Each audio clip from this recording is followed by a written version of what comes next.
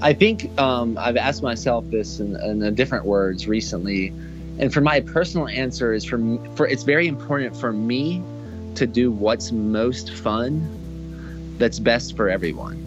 One of my friends that's like a high-end coach, and he thinks that people are more just watching me have fun. Like even when I'm not presenting, they just like to be around someone that looks like they're wanting to have fun and play.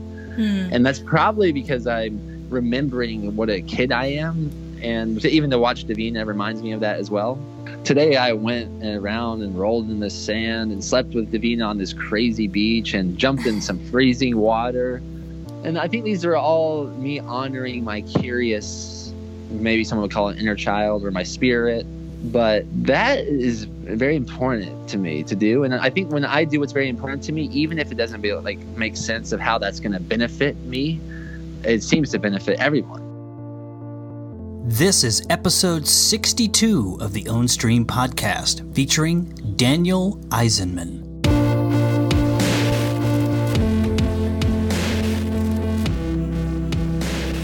Welcome to the Ownstream podcast. I'm Stephen Shelley. I'm Teresa Scoba.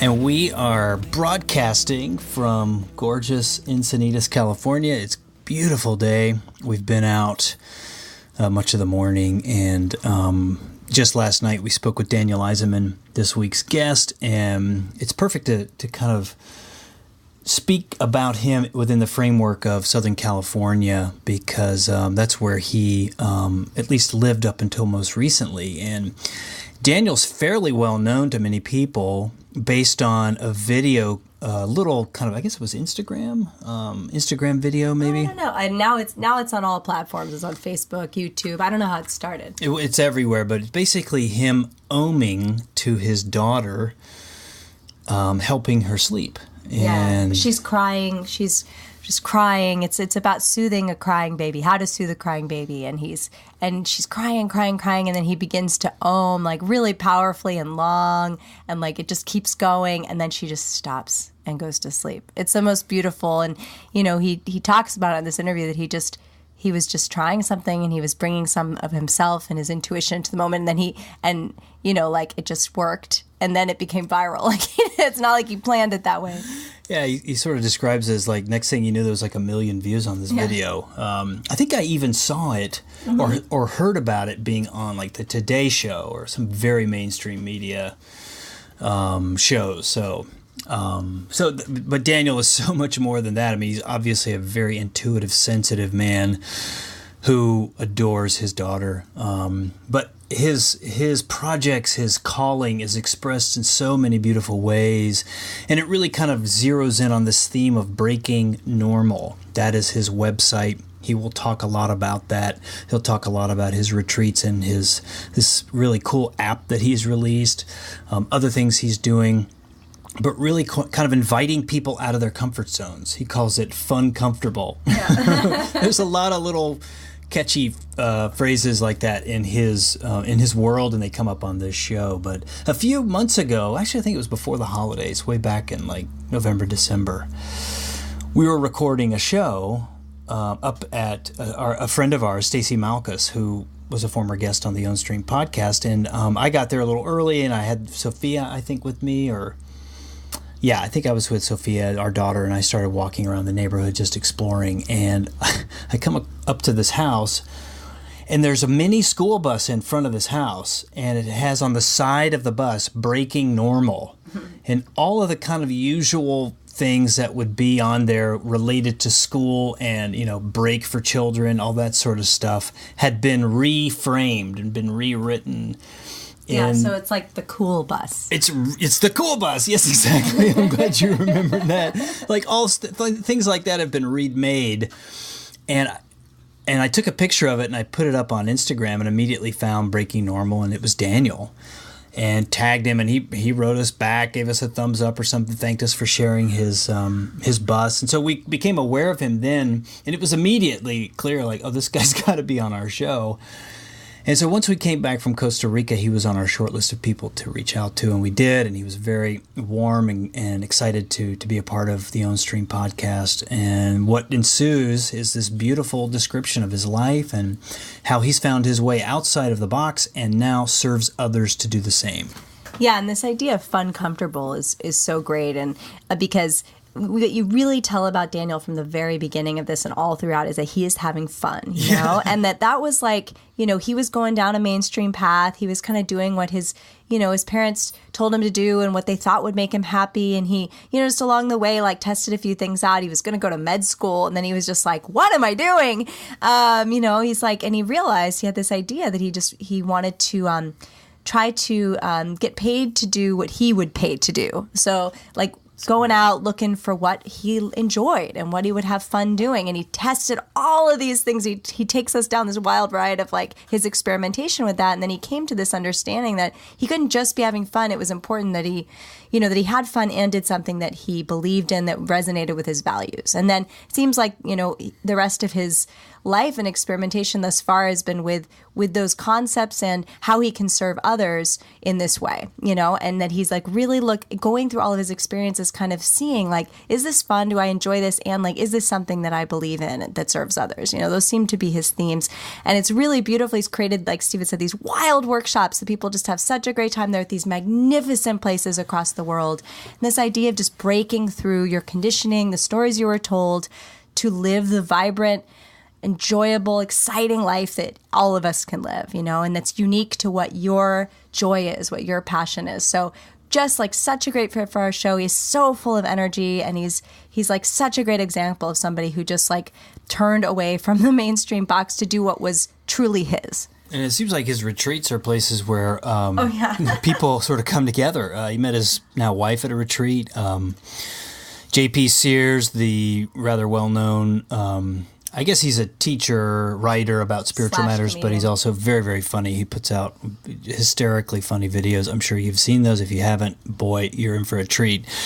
But I think he met his now girlfriend, future wife, at one of Daniel's retreats and perhaps others too. So if you're single, you're going to really love this episode.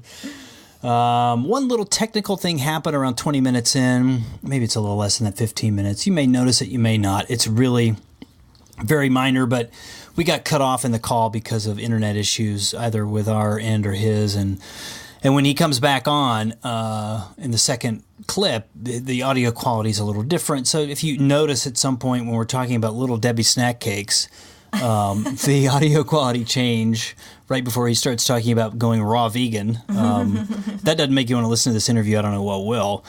Then that's due to that little glitch, and when he came back on, the audio quality was just different. So it's very audible. I mean, it's not a big deal, and we probably don't even need to mention this. There's just a slight change in the quality. So in case you're wondering, that's what that's about.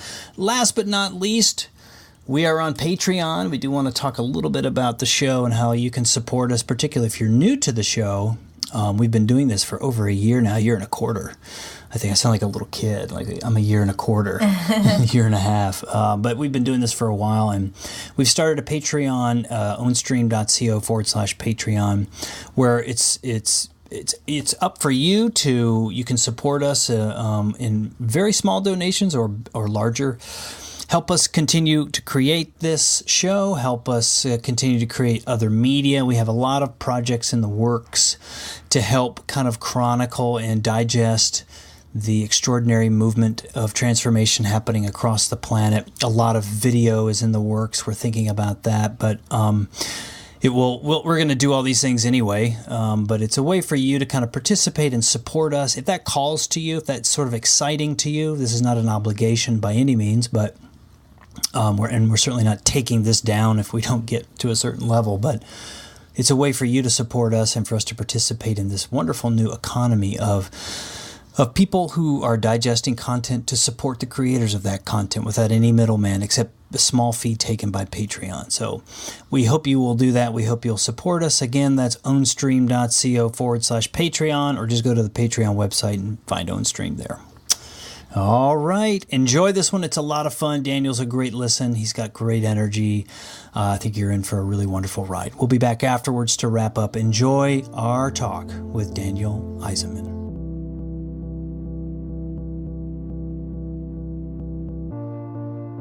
All right. Well, Daniel, welcome to the Ownstream podcast. We're so excited to be connected with you and to talk to you today. So welcome. Thank you. That's mutual and beyond. Awesome. Well, we've been following your work for a long time. We knew we were both living in Encinitas for a while, and we've been wanting to connect with you.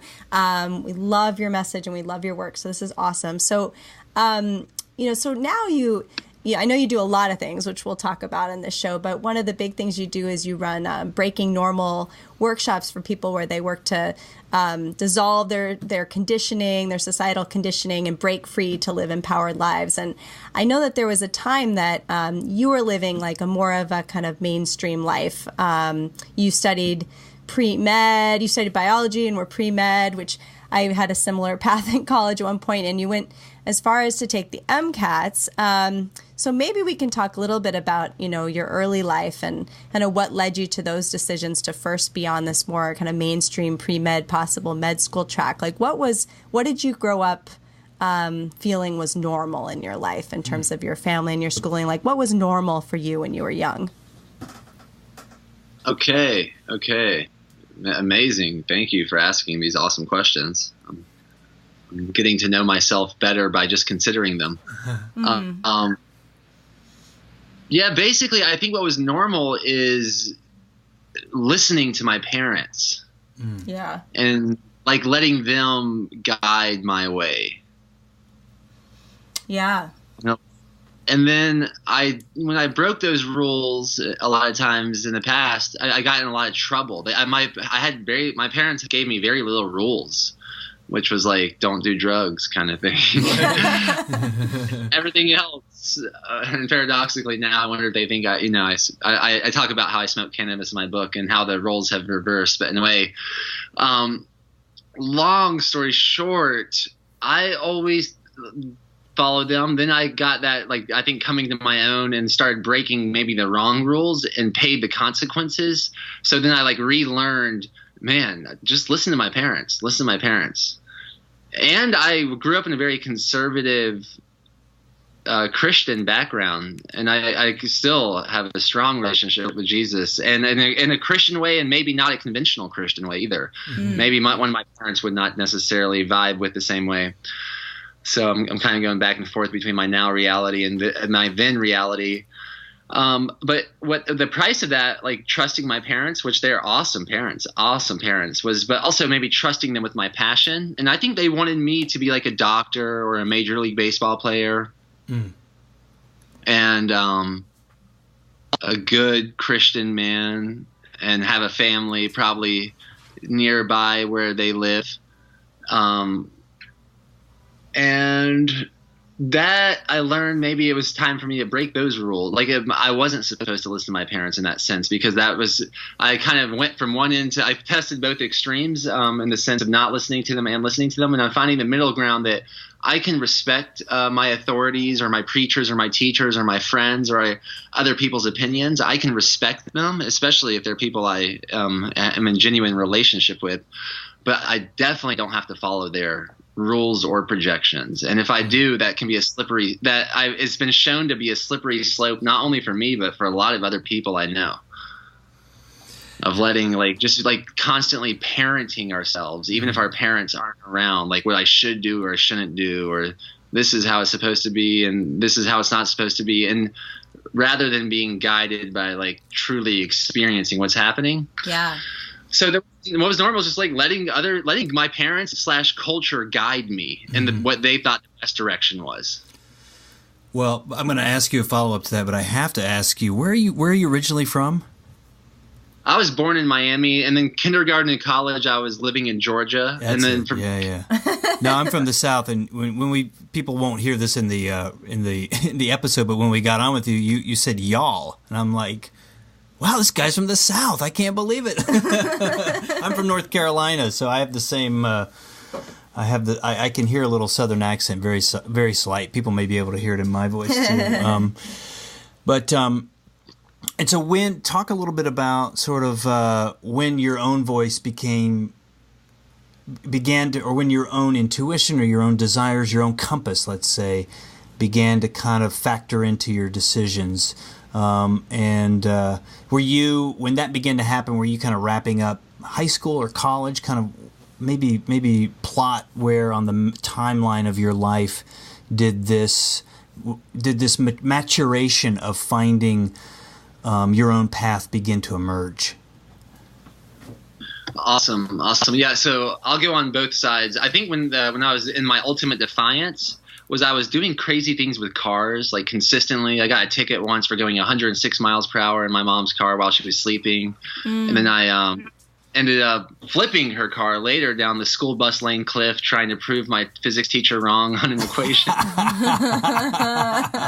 Classic. I'm so happy that's funny as hell, because, man, that was so crazy. It was like so out of balance. And I was so blessed to just walk, because we literally totaled my mom's car, ended up upside down. My best friend was videotaping. Wow.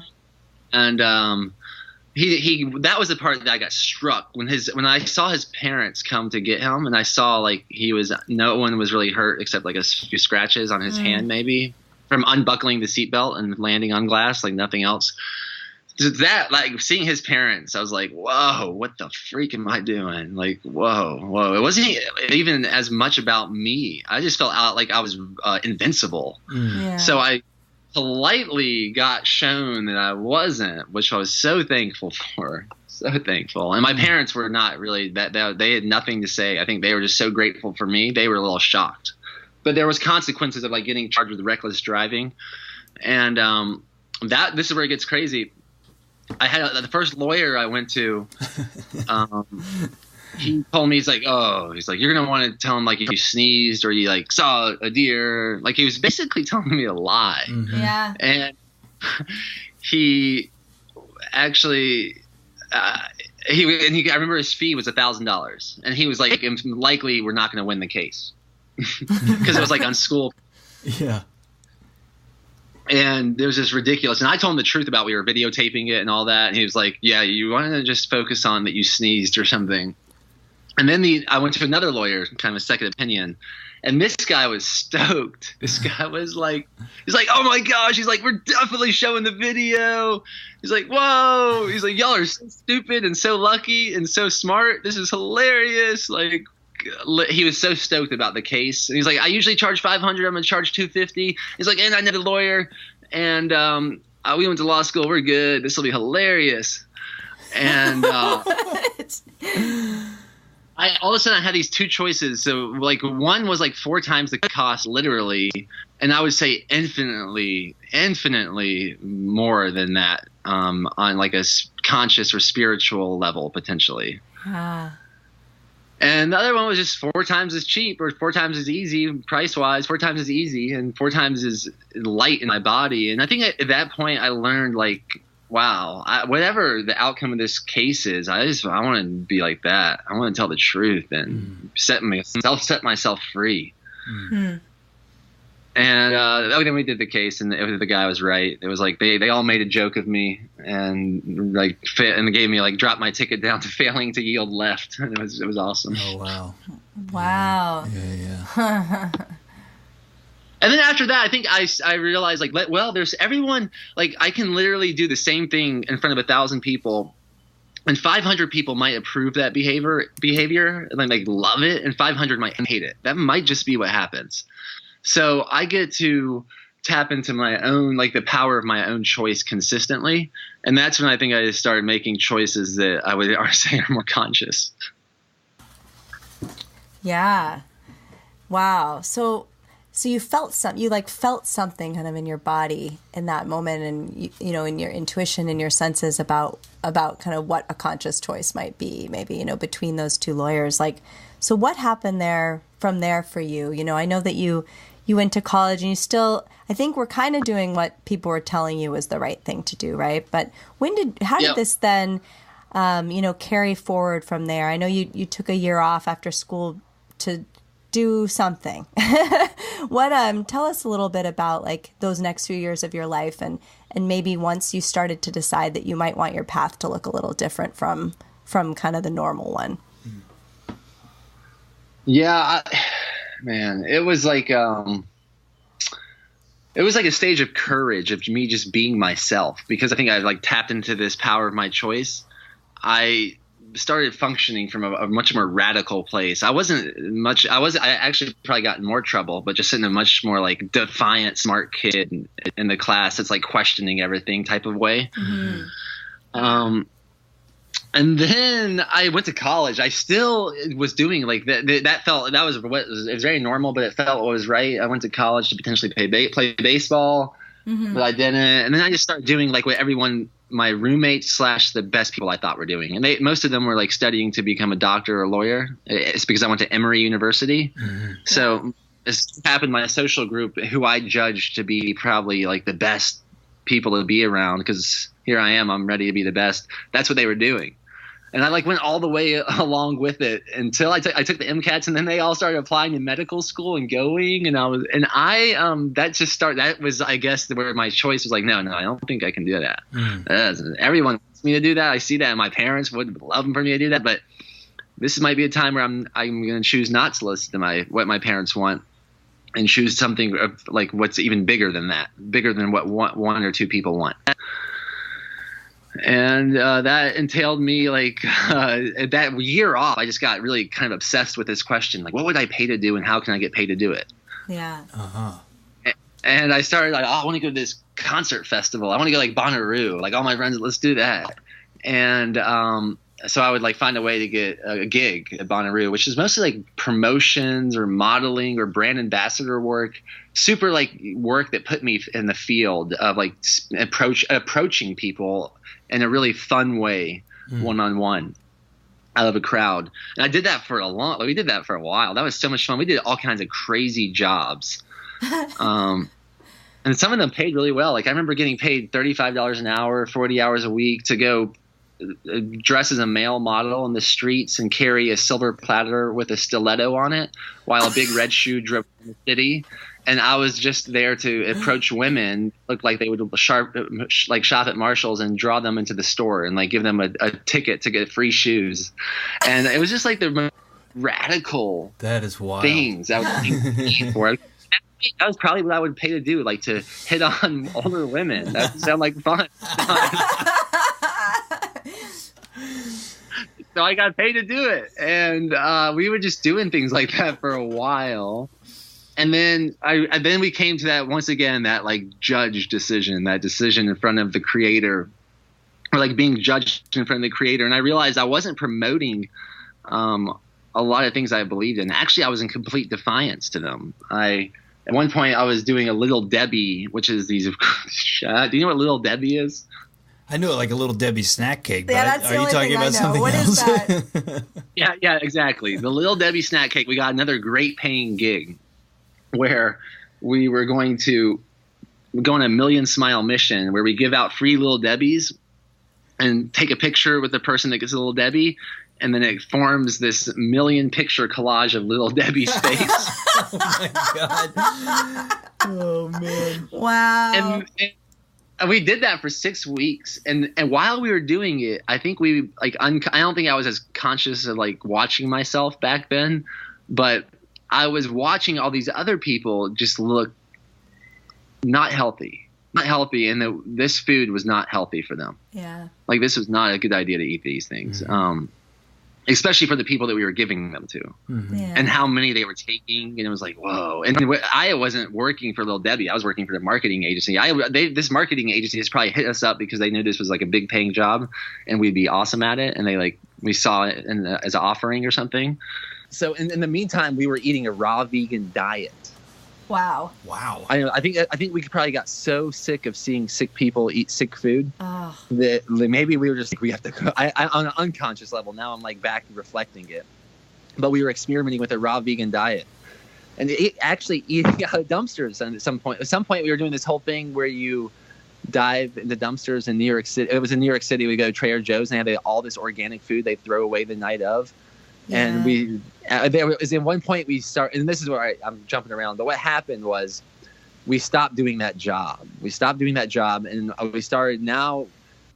I kind of evolved my leading question. Instead of what I thickened the plot, like what would I also believe in? Like if I'm going to get paid to do something I would pay to do, it gets to be in alignment with what I think is best for me and everyone else. Yeah.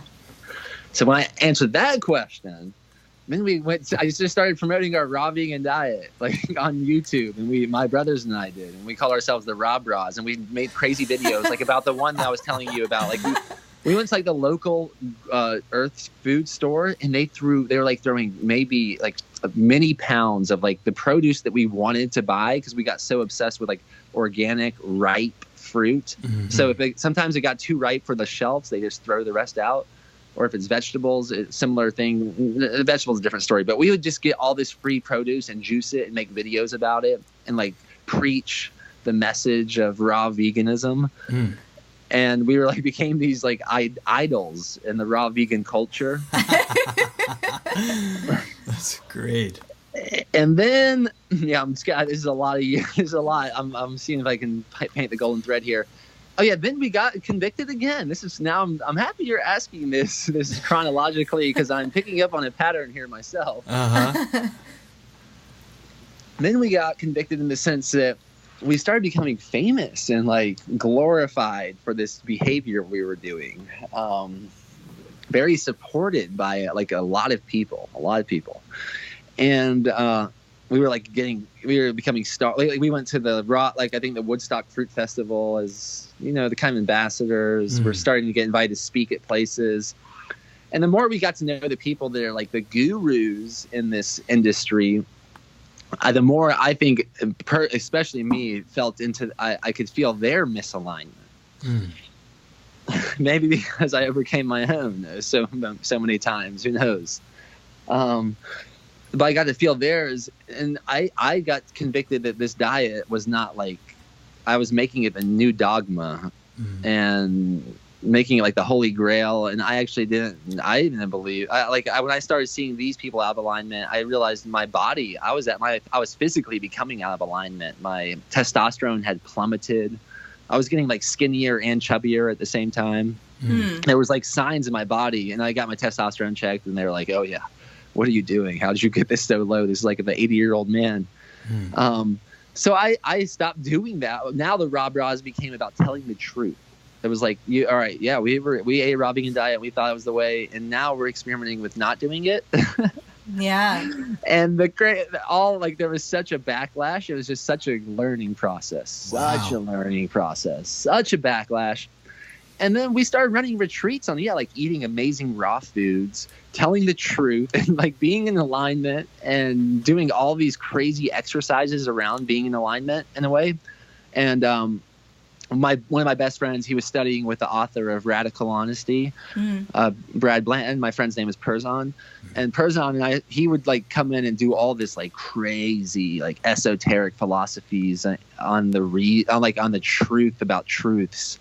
And how to get extremely honest with oneself and dive deep into these self-awareness activities.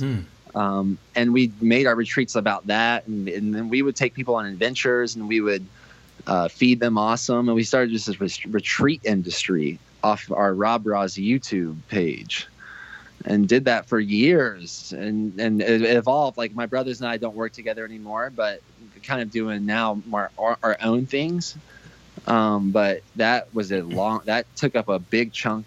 That was a lot of growth and a big experience. And that's what I'm coming out of. Breaking Normal, the book, is about that experience. Yeah. Interesting. Well, there's a tangent here I want to just kind of dive into and share about this as much as you feel is relevant, but talk about the dietary discoveries you made, through that period. And maybe not so much about how the people you were seeing were misaligned, but maybe I'd love to hear about how you took a very, to use your word, dogmatic diet and evolved it into something that worked for you specifically. What did you see and how are you eating now? What is your diet today? Yeah, that is a big journey. And I think I there's the chapter about everything I say I pray, and like eating, how I can be thankful for how every ingredient got to me. The food system is a crazy system. Like, that's what I learned. Our food system, and people, and the crazy thing is, even my brothers and I, even though we're from like, long story short, we could almost practice the same exact lifestyle, come from the same exact parents, be in the same exact environment, and react to the same foods differently. So that's like right there. I was like, oh man, this whole thing about preaching a one size fit all thing seems crazy. Yeah. So why don't we just accurately report what's happening for ourselves instead?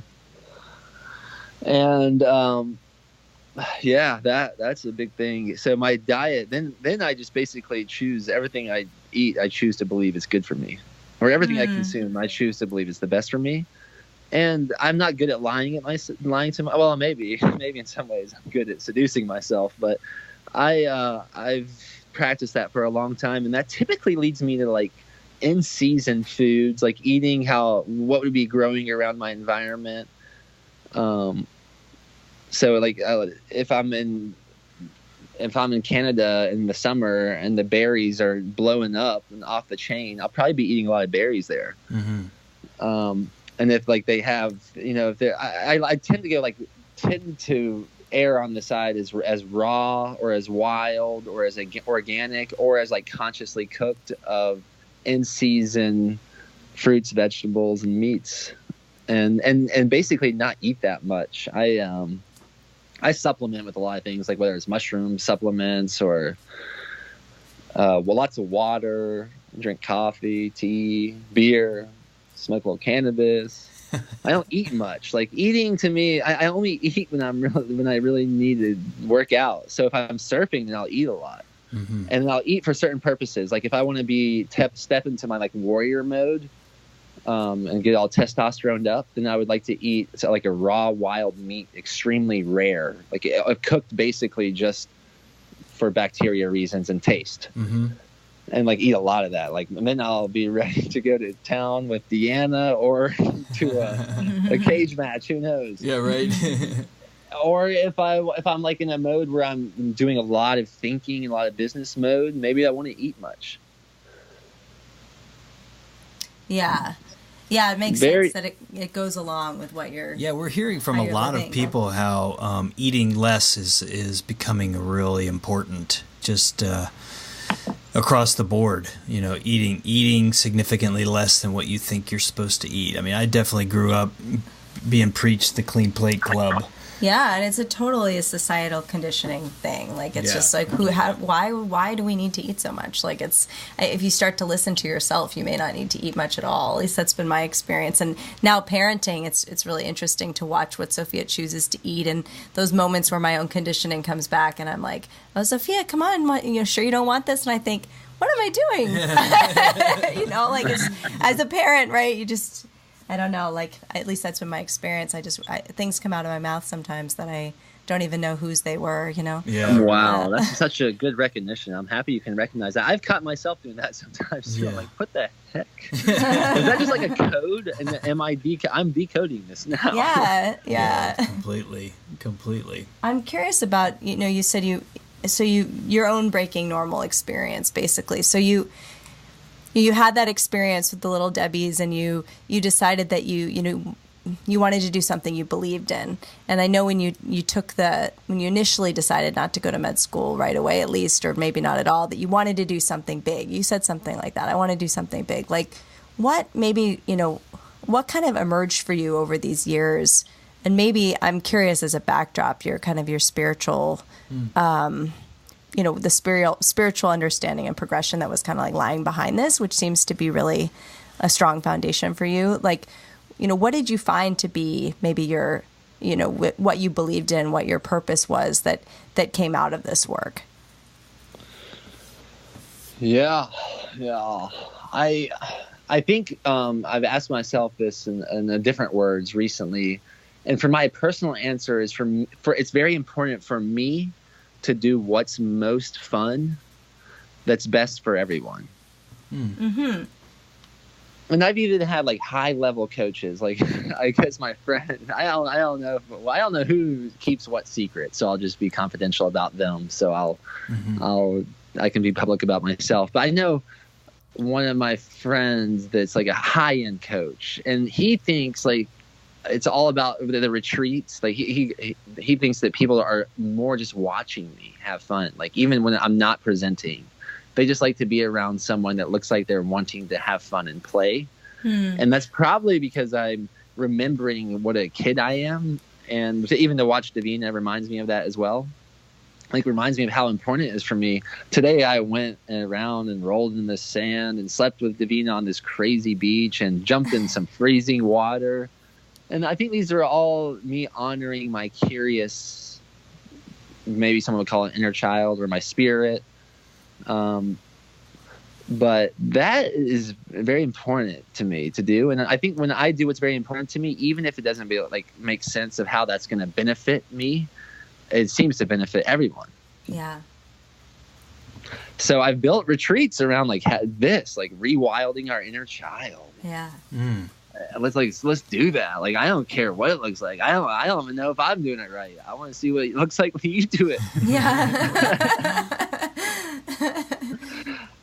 And the great things come out of that. Like I think I mentioned JP. He's a great testimony. And my friend JP Sears, who wrote the foreword to my book, and he went from like when I first met him, he was doing like showing one side of himself on camera on YouTube, which was his like emotional coach side, because that's what he had determined it was good, probably because other people thought he was really good at it. But then there was this like playful, ridiculously genius, comedic side of him, and I think that like a lot of the experiences that we've shared, I got to watch that evolve from him, where he just became more like his little child stumbling around, and he's hilarious. And then how the whole world just affirmed that, and just like how the whole world affirmed my own video. I wasn't like waking up that morning to say I want to make a viral video this morning about oming to my daughter to sleep. It was just something that happened in the moment. Yeah. So the more I seem to get like lost in the moment in a loving way, that seems to be very important. If that kind of answered your question, I'm not sure if it did. I'm not sure if I understood your question, and I'm not sure if I answered that properly.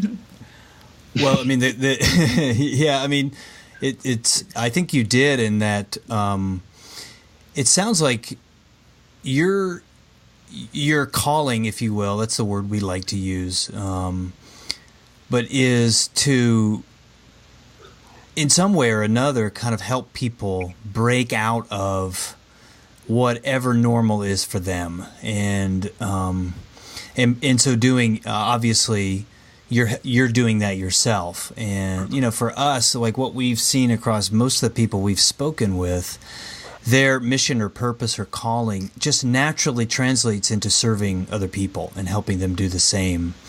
And because it seems like the one big thing that most people don't do is follow that inner excitement, that joy, that fun, as you're describing it, that play that would be, for a lot of people, a very defiant move in the face of the mainstream kind of way of life. And as you've done that, as you've kind of helped people in that way, what kind of patterns have you seen consistent across the people you've worked with? Like what kinds of things are most people dealing with that you could, that you see is completely unnecessary, or boy, just the antithesis of what it means to like really live a joyful life?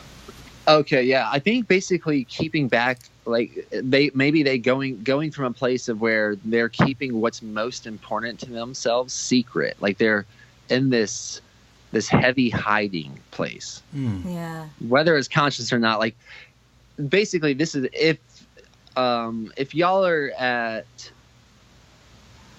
I don't know who you would be most inspired to see speak live in front of like an audience of a million people. Does anybody come to mind? Speak live in front of a million people. Geez. Teresa, do you have anybody that comes to mind for you? No. I mean, I have plenty of people that would be like music acts that I'd love to see that I haven't seen. But okay, let's just talk about anyone that comes to mind. Who would you love to be in that front row audience of that many people? What do you think, Teresa? For me, all these like spiritual teachers are coming up, like Muji and Bentigno and etc. Let's say Eckhart Tolle. Let's say Eckhart Eckhart Tolle. Tolle. He's an easy one for a big people to one. wrap their heads around. All right, so Eckhart Tolle, Muji, and all those other people are up there on the panel. Right. And they ask, like, okay, we have time for 1 or 2 questions. Does anybody have a question?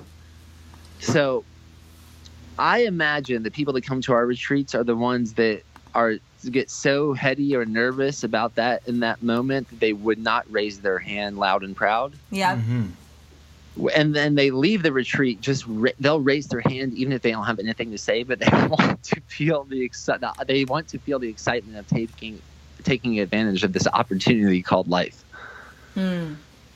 They go from for some reason under the facade of the heaviness of hiding and being scared in the stage as a spectator to instead enjoying the fun comfortability of speaking loud and proud on this stage. And embracing that what was once called uncomfortable, and embracing that that's actually fun. Yeah. What kind of things do you like? You know, that I think a lot of people are caged in hiding, and it goes back to, you know, what we started with talking about, like we just do what our parents tell us to do or what society tells us to do, and then we like hide deep down all these things that we really, really want and who we really are and what we really love. Like, what do you do for people in those workshops? Like, what do you do? How do you unearth that stuff? Yeah. Like, some people don't even know the belief system or the mental prison. I think you call it like self-imposed prisons, right? They don't even know what they've encased themselves in. Like, how do you help them kind of bring that forth and be fun, comfortable enough to like see it and then get through it? Yeah, I think mainly listening so closely to people that I could teach what they said afterwards. Because then it becomes obvious to me. There's like, oh, this is kind of odd. This part of this person's expression seems a little odd or funky or scary to address. Like, I imagine whatever I'm noticing, this little pattern, whether it's a twitch, whether it's a cough, or whether it's like they seem like they get real wordy or they gulp. There's like something if I will listen to someone closely enough, I'll either hear a pattern in their language or their nonverbal communication. And by asking about that, simply asking more about that, I learn even more. And then there's another pattern that emerges as obvious, like continuously addressing like the pink elephant in the room that everyone knows is there. But for some reason, people have been conditioned that that's not something to talk about. Yeah. And doing it in a loving way, not making fun of someone. But like that's why I think the context of a retreat, making fun with someone, not making fun of someone, but the context of doing it at a retreat the context is so important, because doing that kind of behavior with a random grocery clerk compared to someone that's like flown across the world and paid a lot of money and put a lot of time and they're all in, obviously, it's like that's a different context to go there. But when the context is created, it's amazing what happens when I simply listen to people and respond authentically. And where do these take place? It's from what we've gleaned, you like to do these in fairly nice parts of the world, fun places of the world. It is actually very vital that we leverage. Like, for me, it's always been very vital that I've leveraged unmanipulated or less manipulated nature. So, because we're really breaking people free from the chains of culture in a way. Yeah. So, it's important to see nature in its raw form. So we've done them in a lot of places like that, like Byron Bay, Australia, or like near Yellowstone National Park, or Steamboat Springs, Colorado. Cool. Or we've done most of them in Costa Rica, if I had to guess the one country that wins the most, or Nicaragua, or Panama, like private island in Panama once. So British Columbia on this wilderness resort, phew, that was mind-blowing. And our next one's actually in the Santa Cruz Mountains at this place that I actually scouted out. It's 1440 Multiversity. It's this like kind of conscious university type of crazy center. It looks amazing. It tucked away in like the redwoods in the Santa Cruz Mountains, and it's purposely built for. It's like I don't know if anyone's familiar with Esalen, but it seems like the Esalen of Santa Cruz in a way. Yeah, interesting. And that's where our next one is. So I like to leverage I like to immerse, whatever, leverage, that's a strong word, but immerse ourselves in unmanipulated nature so we can see how raw nature is and how it functions, and maybe see like the metaphor of wind to our thoughts and fire to our spirit and the earth to our body and the water to our emotions, like just starting making these connections. Mm-hmm. Mm-hmm. Mm-hmm. And at the end of it, is your goal kind of to have people, is it about kind of getting them to be more connected with their real voice, their authenticity, or is there a component to this of like really kind of thinking through different ways to design their lives? Yeah, so I think it's definitely connecting the individual more with the infinite parts of themselves. And by doing that, I think it becomes a really easy setting for other people to connect to each other. And then that just opens up all kinds opens up Pandora's box of like connection, love, oxytocin, synergy, like business partnerships, whatever it is. It just seems like everyone all of a sudden is like, oh, like when people are, it seems like when everyone talks about all the things they would have avoided talking about first, then it leaves this like magical white creative space. Yeah. And then it seems like a lot of the times it's like tapping the spring and then let it flow. So a lot of it in the beginning can be fun, comfortable for people, and some people want to leave in the beginning, but then by the end of it, the spring is flowing and the water is good.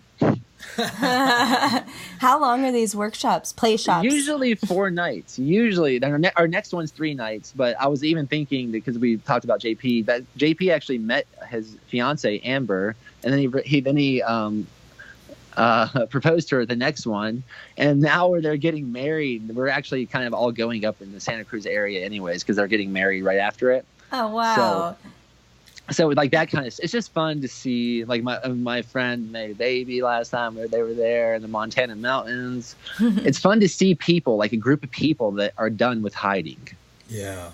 In a loving way, not in a bullying or defiant way, but like and it's very polarizing. But like then appreciating the polarization that's the next step, I guess, in a way. Yeah, like so people have these kind of like I don't know if it's like an awakening moment, or I love the idea of that space that's left after people like kind of let go of their stuff, right? And there's just this opening and this flow.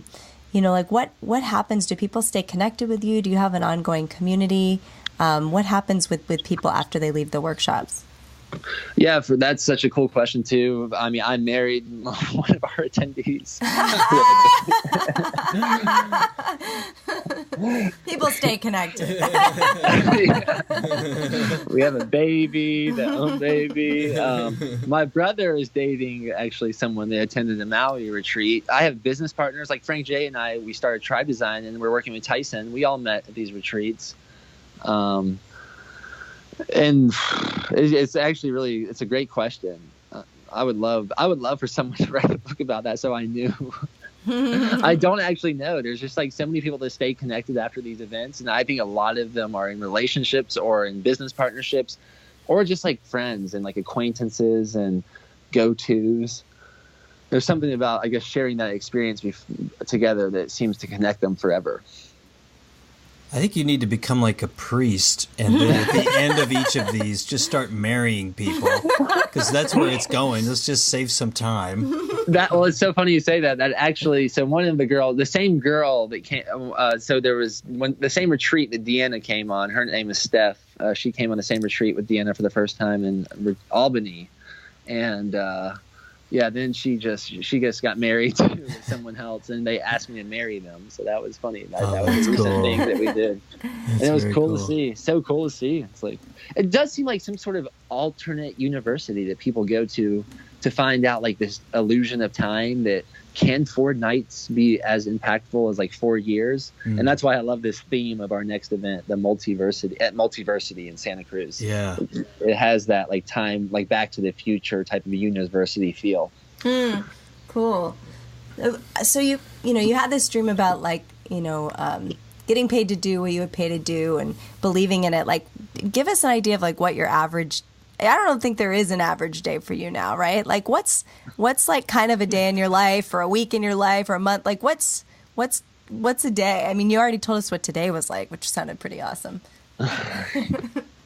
Yeah, it's become more random since we moved from our place. But when I lived for the last 14 months was the most consistent 14 months of probably of the past 10 years.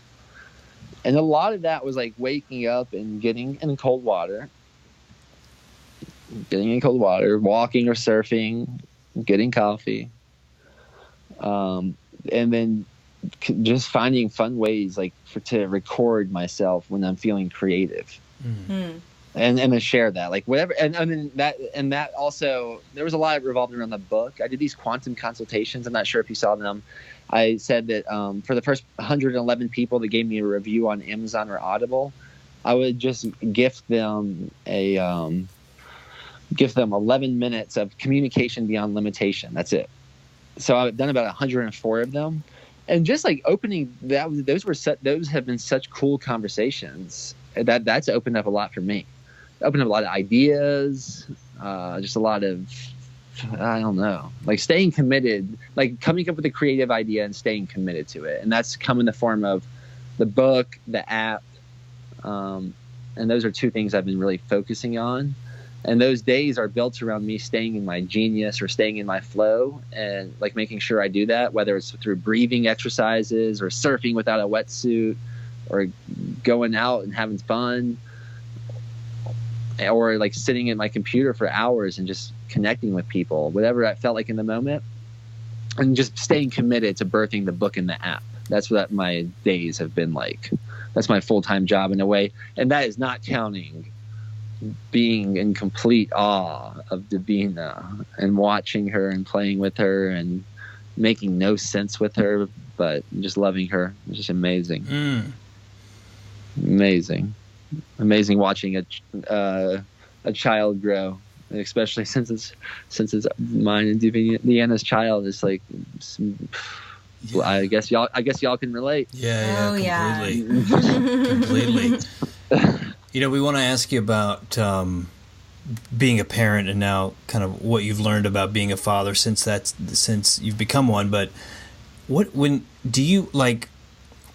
is work to you? I think one thing that's changing for us and for many people is the notion of work. Like, it's not really work. It shouldn't be work. This is all play. It's all creation. But, like, are you, like, sending out newsletters? Are you doing, like, do you ever do something you'd rather not do? Yeah. I've caught myself in that. And that's, like, that's what I'm like, am I rationalizing that I'll make this fun, or should I is this really good for me to do, or is it not good for me to do? Right. And that's like, I think that's me maturing, and I get to find out what I get to discover is, in my opinion, is to become as like magnetic and attractive and proactive, so I can partner with all the right people that anything out of my genius, out of my fulfillment, out of like my flow state, out of my fulfilling state, out of that state, then someone is starving to do that for me. And I get to be in such a magnetic and proactive state that I'll find them, or they'll find me. Mm-hmm. And in the meantime, to suck it up and do what's necessary. I'm curious, and then definitely we want to ask you about parenting. But, you began the call, you kind of like the first question I asked, you were like, oh, thanks for asking that. That's helping me kind of look at, I don't know, it was like you were using it as like an introspection moment or something. Like, I'm curious, like, are you, this whole like journey of breaking conditioning, and like getting real with your true joy, and like what is real, what is wanted, what wants to be created through me, what feels good at this moment. Like, do you, like, what's that kind of like breaking normal experience for you, I guess, like today? Like, are you constantly kind of like experiencing like more dissolution of conditioning, like watching conditioning arise and like dispensing with it? What is that practice like for you? Because in our experience, it's been like a real ongoing process of peeling the onion. I'm curious, like, what that's like for you today, how you do it. Yeah, I could probably relate to that more than ever, like especially the crying part of peeling an onion. Yeah. Yeah, that's what I've been doing these Captain Obvious sessions with people, and that seems to be a continuous theme. It doesn't necessarily get easier. It's just like the choice to enjoy it becomes more obvious. But and yeah, I recently had a crazy experience that I think I like went through what someone would call a Kundalini awakening or a exorcism or a panic attack. And I saw things about like Jesus and serpents. And then since then, and I had this crazy fear about my head and like if I should get it checked. And I had this what barber. happened? Wait, let's don't skip that. I was like dizzy. I was like dizzy for about a while. Were you 11 days? Starting on Good Friday. And it just was like spontaneous. It wasn't like medicine How did this or anything. happen? Yeah, so it started on Good Friday, and then by Easter Sunday, I was done and spun and just laying in bed and sleeping as much as I could. And then about like a half a week later, I had this experience that I was telling y'all about. And I guess I'm admitting in the moment, and I think it's probably worth sharing, especially in this context, is like, that was my recent breaking normal that I'm still sitting with and like unraveling and actually enjoying simultaneously while like traveling with a pit bull and a 1-year-old and my wife. And I love it. And it's so fun. And it's so like an onion, like you said. Yeah. Yeah. Ongoing. Yeah, wow. Well, we're kind of, I guess we ought to wind down fairly soon, but before we do that, talk to us about the Om'd baby. How did that come about? Was that just a spontaneous kind of creative impulse in the moment? Yeah, so being around all these retreats and these events and our conscious group of friends that are always looking to see how they can do things better, we inevitably were Om'ing together. Right. I'm not sure if y'all Om ever together. Okay, yeah, it's great practice. Why not? Like anything that brings awareness to one's breath, I think is a gift. Mm-hmm. Whether it's yoga, Oming, or Wim Hof, or Om Daddy, whoever it is. It's a gift. It's a gift. So, we were Oming to Davina when she was in the womb. I would Om to Deanna's belly. I had a group of actually the Mystic Misfits who we're doing the next event with. So it's like called the Mystic Misfit Tribe Design Mastermind in Santa Cruz, where we used to all Om to Deanna's belly together. Oh wow! And when Deanna was having the home birth, I wasn't necessarily planned because we didn't even know when that was going to happen, and it happened. Obviously, that was just crazy. It went crazy when it happened. It's crazy when it happened. We had like this YouTube thing going of these like Thai Buddhist monks chanting like for 2 hours plus straight. Cool. And they felt right. It felt right. Which just thickens the plot because one day I was doing a live video on Facebook and Davina, I can mix her names up, Davina the baby, started crying. So I just Om'd to her for about 30 seconds and she stopped crying. Mm. And then for like the next 24 hours, I took that 42-second clip out of the video and uploaded it on my fan page. And for about the next like 24 hours, 1 million more people were seeing that video. Yeah. And then from there, it's just like continuously gone viral. Of different clips. I continuously showed it on camera. I've done it with her before that, I believe, after that, and I continuously Om with her. It doesn't like always, like a lot of questions that the news people seem to ask in particular. Does it always work? And I'm like,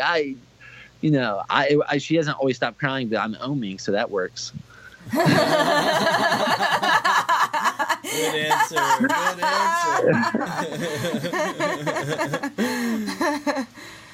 Yeah, it's fun. Fun. Yeah. Any other like since then? Any other kind of like I don't know parenting? I hesitate to use the word hack because that's such a beautiful experience. I was curious of like what else you've learned kind of like about parenting and anything you'd want to offer. Since then, I'm sure there's a wealth. Well, I think I'll answer with the most simple is like the simple paying attention is so.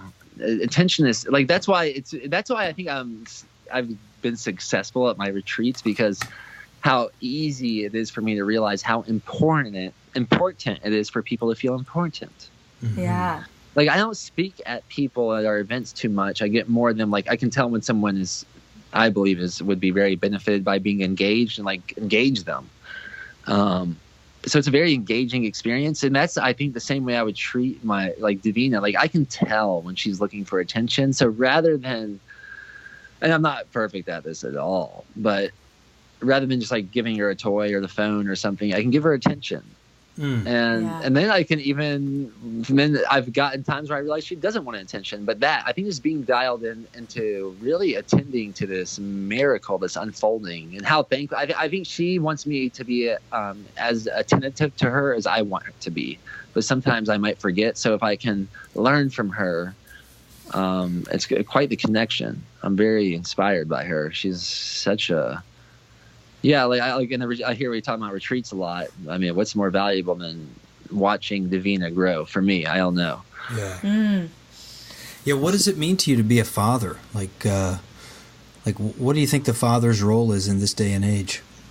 Yeah, for me, I mean, it's a reality check for sure. Like on a deeper level, just how connected I am to my parents and how connected I am to everything, and even how it just makes life, I would say, feel so much more blessed, but a lot more scary at the same time. And maybe I can't have one without the other. Who knows? And then it's holding me. I think I'm convicted to make sure, like, being responsible to create a safe, secure space, like emotionally, mentally, physically. And for me to be the best person I can be, because I think that's how I'm going to be the best parent. Yeah.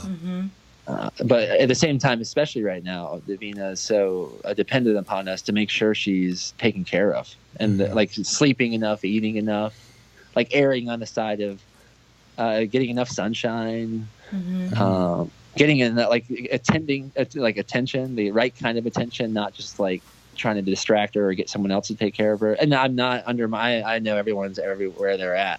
But for me, that's what feels important right now. I'm very into the idea of parenting and I'm very compelled by parenthood, dog training, teachers, like this education system. All these things are extremely compelling to me.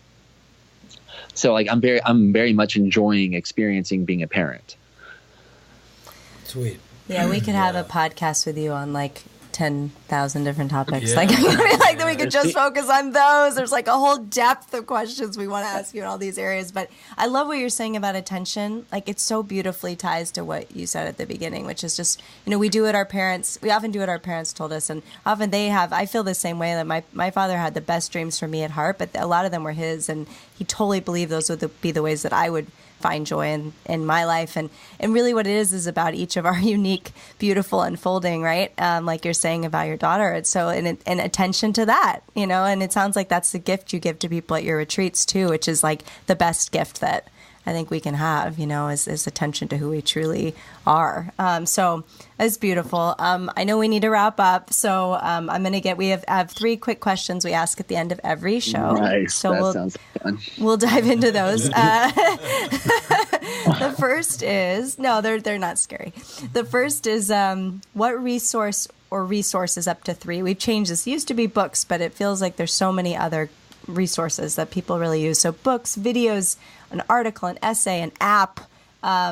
What resource or resources up to 3 would you recommend that everyone should check out?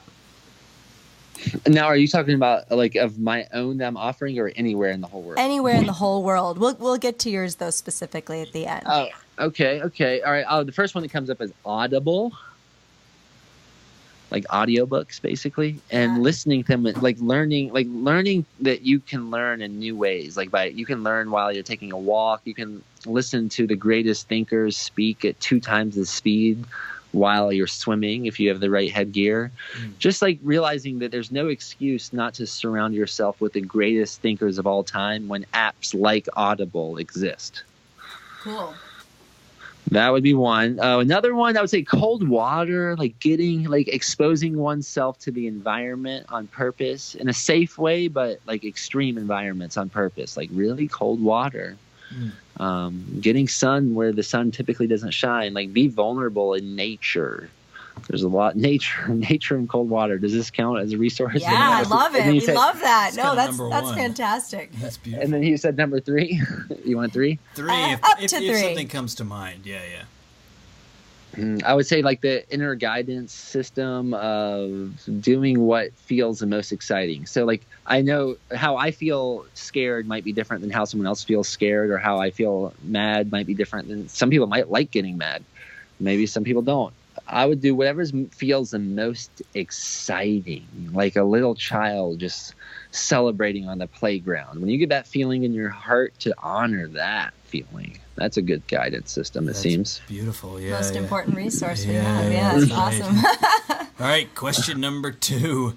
If you could share one thing, one idea, one tool, one tip, whatever comes to mind, with the person that perhaps is very stuck in their old way of life, in the matrix, and specifically stuck in the conditioning that you have endeavored to break people free from, what would that be? What is like the one most crucial thing they should know? All right, so is this once again directing to? You said I heard 2 different questions. the one thing they should know, or directing them to like a place to learn more. The one thing they should know, definitely. And the one thing they should know that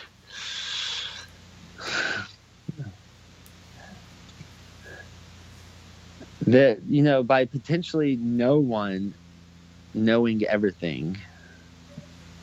By potentially no one knowing everything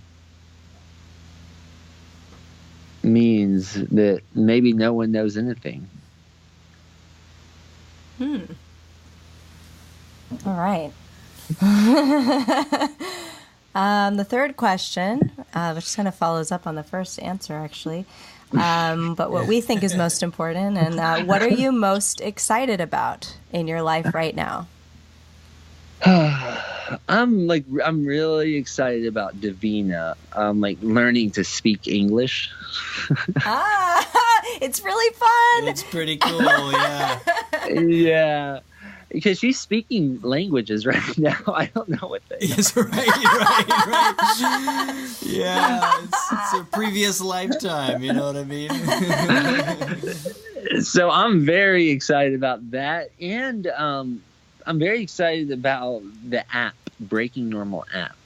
Cool. Those just the business, the scaling the business of Breaking Normal, which I think the app has the most potential to launch it. And we're literally staying 3 miles away from a launching pad right now, which I find fascinating on a metaphorical level. Mm-hmm. There's some kind of energy on that app that I'm very committed and intrigued by, and people are getting profound results. So it's fun to see that I may have outsourced and scaled a technology that gives people the same or maybe even better potentially experience that they would have at a retreat in the comfort of their own home. Something about that is very fascinating and exciting to me.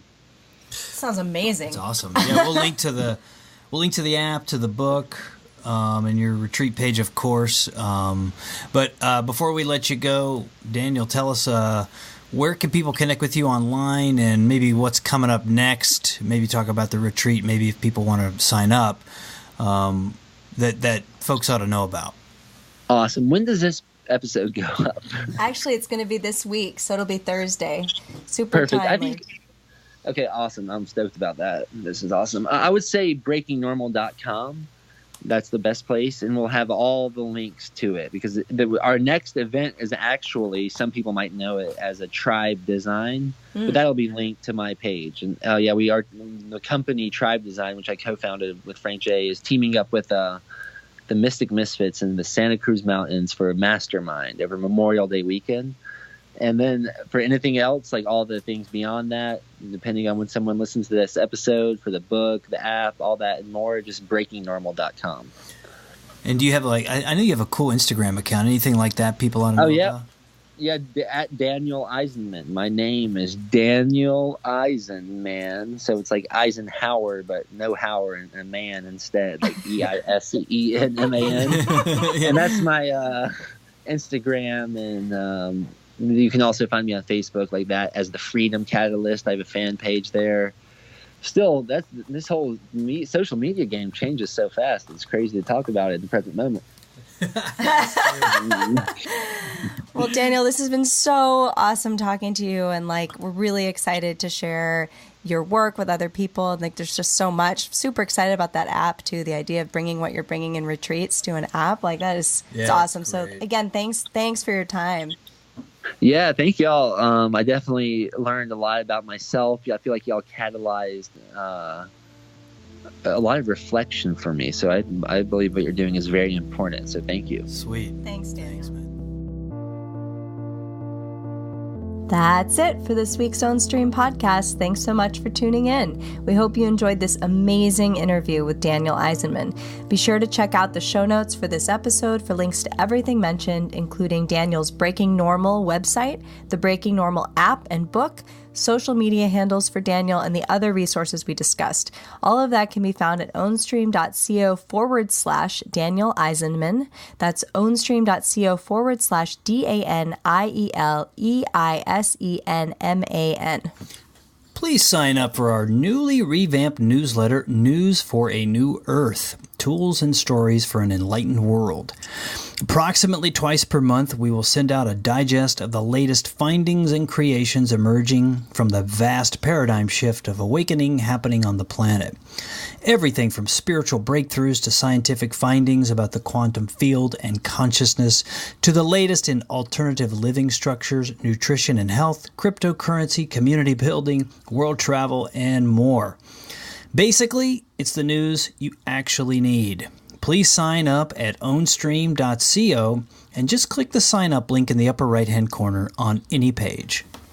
Also, please leave us a review on iTunes. We really need your help in expanding our reach, helping us to inspire more people and spread the amazing ideas discussed on this episode with Daniel Eisenman and others too. If it feels right to you, simply go to iTunes, search for the Ownstream podcast, click ratings and reviews, then click that 5th star and leave us a brief comment on how this episode has inspired you. Thank you so much for considering that. We are very grateful. Finally, we're on Twitter and Facebook at Ownstream and on Instagram at own_stream. Thanks so much. We will talk to you next week.